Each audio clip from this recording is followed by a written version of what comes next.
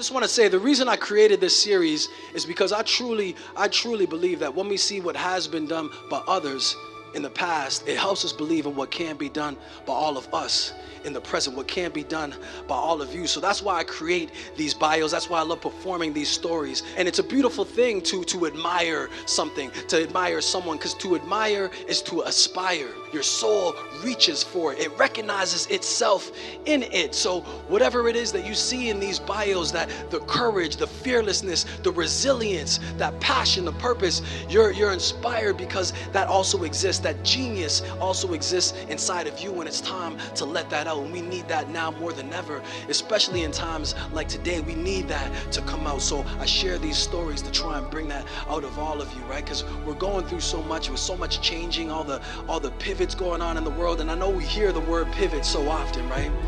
We hear it so often. I wanted to create an acronym for it, as you see behind me. Pivot.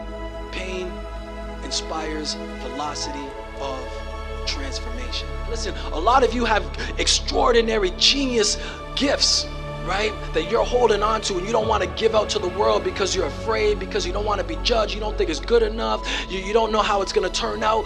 I'm here to tell you, we have to give these gifts. Give it out and it will come back to you. Anything you want in life, you have to give it before you can receive it. And when I started to give, that's when my life changed, from the schools to the assemblies, performing arts centers, to conferences all across the world. And it started by focusing on that inner world. And the beautiful thing about that, and you know what I want to remind all of us, is that only we have control and power over what goes on in that inner world of ours. The stories that we tell ourselves about ourselves, those are the most powerful ones. So I want you to audit those stories. And if those stories aren't lifting you up, then change the story, change the conversation to something that does inspire you, that does resonate with your truth.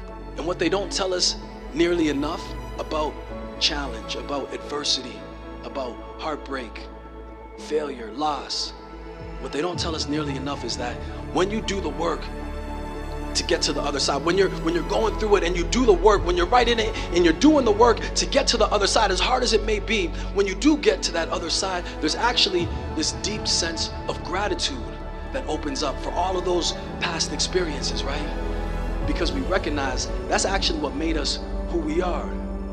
Our character was forged in that fire. We wouldn't be the greater versions of ourselves had we not faced those challenges head on. And now you wouldn't be the extraordinary versions of yourselves that you are right now had you not gone through everything that you have and overcome. Now, when it comes to greatness, all of these icons that I celebrate, to me, they're archetypes.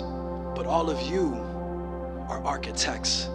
So let's go out there and build the industries that we desire. Let's build the communities we desire. Build the futures that we desire.